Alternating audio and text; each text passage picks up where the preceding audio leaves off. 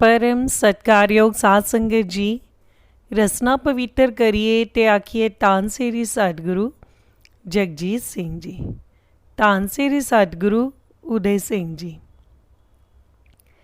साध संगत जी, साखी संबंधित है सतबचन सिंह जी।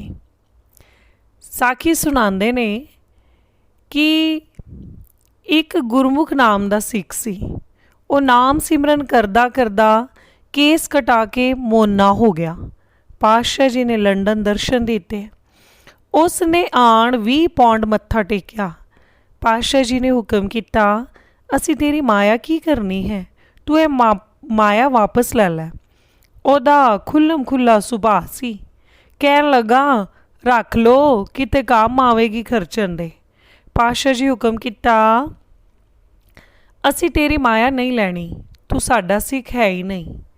अगों गुरमुख सिंह ने कहा, जी सिख बना लो। सतगुरां ने ਉਹਦੇ ਤੇ ਕਿਰਪਾ कर ਦਿੱਤੀ, उसनू भजन दे दिता, क्योंकि पहला ਉਹਦਾ मन जो बना दिता सी। लंडन विच अस्सू दे जप प्रयोग समय लंडन निवासियों ने भी प्रयोग रख लिया।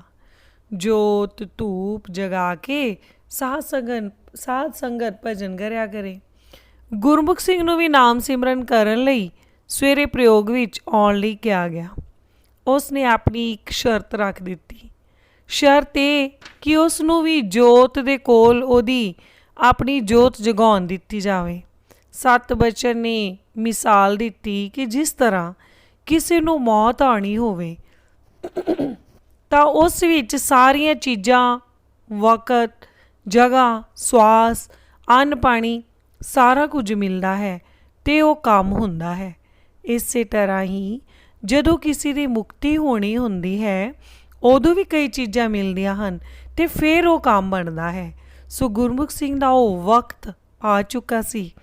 सतबचन सिंह ने आख्या, सानू कोई एतराज नहीं, तुसी अपनी जोत जगा के रख लो। अगले दिन सवेरे गुरमुख सिंह ने जोत दे नाल होर जोत जगा के रख दिती ते बैठ गए भजन करन। ਇੱਥੇ ਗੁਰਮੁਖ ਸਿੰਘ ਬਾਰੇ ਇੱਕ ਛੋਟੀ ਜਿਹੀ ਜਾਣਕਾਰੀ ਦੇ ਦਈਏ ਜਿਹੜੀ ਉਹਨਾਂ ਨੇ ਆਪਣੇ ਮੂੰਹੋਂ ਸੁਣਾਈ ਸੀ। ਗੁਰਮੁਖ ਸਿੰਘ ਨੇ ਦੱਸਿਆ ਕਿ ਉਸਨੇ ਗੁਰਦੁਆਰਿਆਂ ਵਿੱਚ ਬੜੇ ਧੱਕੇ ਖਾਧੇ। ਸਿੰਘ ਸਭਾ ਗੁਰਦੁਆਰੇ ਦੇ ਪ੍ਰਧਾਨਾਂ ਨੇ ਆਪਣੀ ਮਨਮਾਨੀ ਕਰਨੀ, ਪੂਜਾ ਦੇ ਪੈਸੇ ਖਾ ਕੇ ਡਕਾਰ ਮਾਰ ਛੱਡਣੇ। ਮਨ ਬੜਾ ਹੀ ਖਰਾਬ ਹੋਇਆ ਤੇ ਵਾਲ ਮੁਨਾ ਕੇ ਮੋਨਾ ਹੋ ਗਿਆ।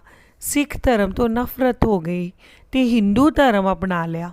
हिंदुआं दे सारे शास्त्र वगैरह पढ़े, हिंदू रीति रिवाजा अनुसार हवन याग किते, बड़ी मेहनत की, देवी देवतियां की पूजा की, पर कुछ भी उन्होंने हासिल ना होया।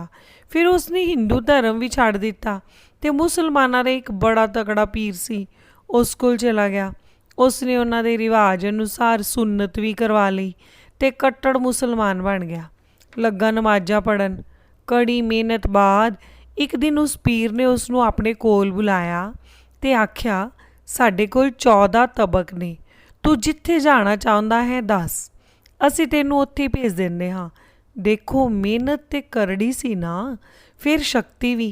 पर गुरमुख ने अपना उही सवाल दोहराया कि मैं इन्हां तबका विचों किते नहीं जाना चाहता, मैं तां मुक्ति चाहता हाँ।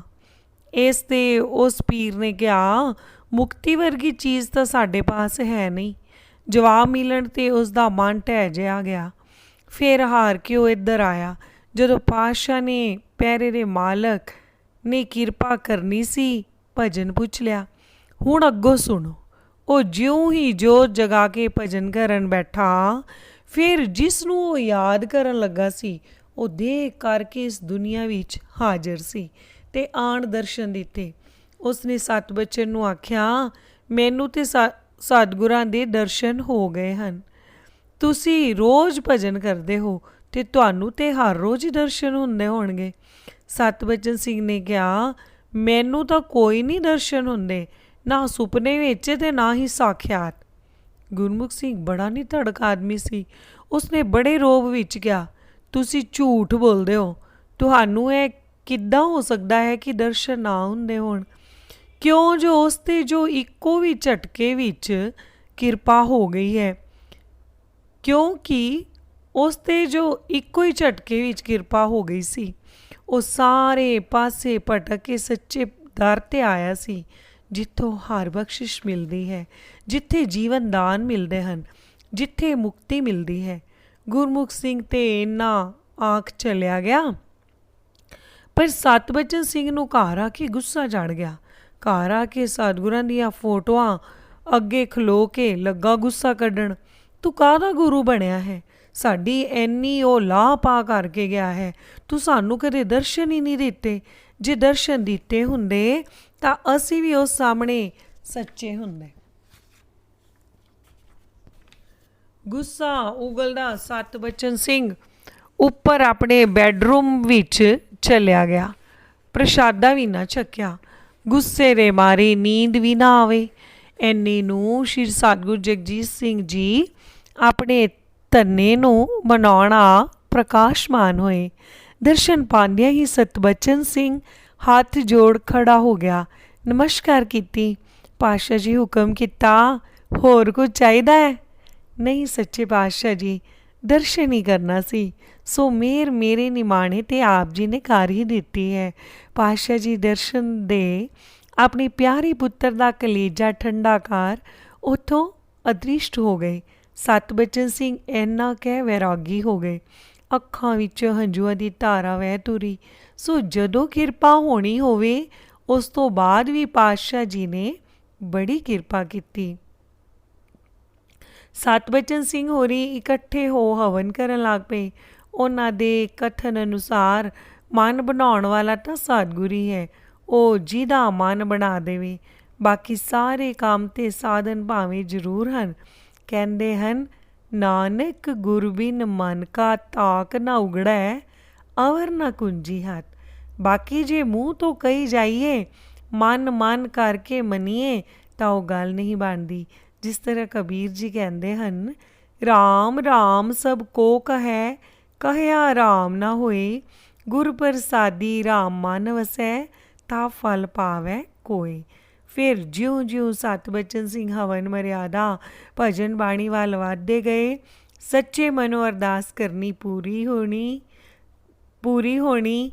ਸਤਬਚਨ ਸਿੰਘ ਨੇ ਜਿਸ ਕਿਸੇ ਦੀ ਵੀ ਅਰਦਾਸ ਹੋਣੀ ਨੋਟ ਕਰਨੀ, ਫਿਰ ਕੁਝ ਸਮੇਂ ਬਾਅਦ ਵੇਖਣਾ ਕਿ ਅਰਦਾਸ ਪੂਰੀ ਹੋਈ ਕਿ ਨਹੀਂ।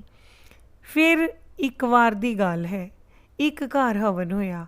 ਇੱਕ ਬੀਬੀ ਨੇ ਅਰਜ਼ ਕੀਤੀ ਕਿ ਉਸ ਦੇ ਘਰ ਪੁੱਤਰ ਹੋਣ ਦੀ ਅਰਦਾਸ ਕਰੋ। ਸਤਬਚਨ ਸਿੰਘ ਦੁਚਿੱਤੀ ਵਿੱਚ ਪੈ ਗਿਆ ਕਿ ਅਰਦਾਸ ਬੜੀ ਔਖੀ ਹੈ, ਕਿਤੇ ਐਡਾ ਨਾ ਹੋਵੇ ਕਿ ਉਸ ਦਾ ਸਾਰਾ ਕੀਤਾ ਹੋਇਆ ਭਜਨ ਉਸ ਅਰਦਾਸ ਦੀ ਕੀਮਤ ਹੀ ਬਣ ਜਾਵੇ। ਇਸ ਮਸਲੇ ਦਾ ਹੱਲ ਵੀ ਉਸ ਰੱਖਣਹਾਰ ਪ੍ਰਭੂ ਸ਼੍ਰੀ ਸਤਿਗੁਰੂ ਜਗਜੀਤ ਸਿੰਘ ਜੀ ਨੇ ਕਰ ਦਿੱਤਾ। ਉੱਥੇ ਇੱਕ ਹੋਰ ਸਾਧ ਸੀ, ਭਜਨ ਬੰਦਗੀ ਵਾਲਾ। ਉਸ ਨੇ ਉਸ ਨਾਲ ਆਪਣੇ ਮਨ ਦੀ ਗੱਲ ਸਾਂਝੀ ਕੀਤੀ। ਬਜ਼ੁਰਗ ਤਾਂ ਬਜ਼ੁਰਗ ਹੀ ਹੁੰਦਾ ਹੈ। ਉਸਨੇ ਆਪਣੀ ਮੱਤ ਦੇ ਅਨੁਸਾਰ ਸਮਝਾਇਆ ਕਿ ਕਹਿੰਦੇ ਹਨ ਕਿ ਦਾਨ ਕੀਤਾ ਹੋਇਆ ਪੈਸਾ, ਅੰਨ, ਫਲ ਕੁਝ ਵੀ ਹੋਵੇ ਵੱਧਦਾ ਫੁੱਲਦਾ ਹੈ। ਜੇ ਤੂੰ ਭਜਨ ਦਾਨ ਵੀ ਕਰ ਦੇਵੇਂ ਤਾਂ ਵੀ ਤੇ ਉਹ ਵਧੇਗਾ ਫੁੱਲੇਗਾ ਹੀ। ਨਾਲੇ ਤੂੰ ਦੇਣਾ ਹੈ ਉਸ ਨੂੰ ਪੁੱਤਰ। ਸਤਬਚਨ ਸਿੰਘ ਨੂੰ ਉਸ ਦੀ ਗੱਲ ਵਿੱਚ ਸੱਚਾਈ ਨਜ਼ਰ ਆਈ। ਉਸਨੇ ਅਰਦਾਸ ਕਰ ਦਿੱਤੀ। ਉਸ ਪੜਦੇ ਢੱਕੇ ਗਰੀਬ ਨਿਵਾਜ ਨੇ ਅਰਦਾਸ ਮਨਜ਼ੂਰ ਕੀਤੀ ਤੇ ਉਸ ਬੀਬੀ ਦੇ ਘਰ ਪੁੱਤਰ ਪੈਦਾ ਹੋ ਗਿਆ। ਉਸ ਬੀਬੀ ਦੇ ਘਰ ਪੁੱਤਰ ਪੈਦਾ ਹੋ ਗਿਆ। ਫਿਰ ਇੱਕ ਹੋਰ ਬੀਬੀ ਦੀ ਅਰਦਾਸ ਗਲਤੀ ਨਾਲ ਹੋ ਗਈ। ਅਜੇ ਉਸ ਦੇ ਘਰ ਕੋਈ ਆਸ ਵੀ ਨਹੀਂ ਸੀ। ਬੜੇ ਚਿਰ ਬਾਅਦ ਉਹ ਬੀਬੀ ਮਿਲੀ ਤੇ ਉਸ ਨੂੰ ਪੁੱਛਿਆ ਗਿਆ ਤਾਂ ਉਸਨੇ ਦੱਸਿਆ ਕਿ ਉਹਦੇ ਘਰ ਸੱਚੀ ਪੁੱਤਰ ਦੀ ਦਾਤ ਮਿਲੀ ਹੈ।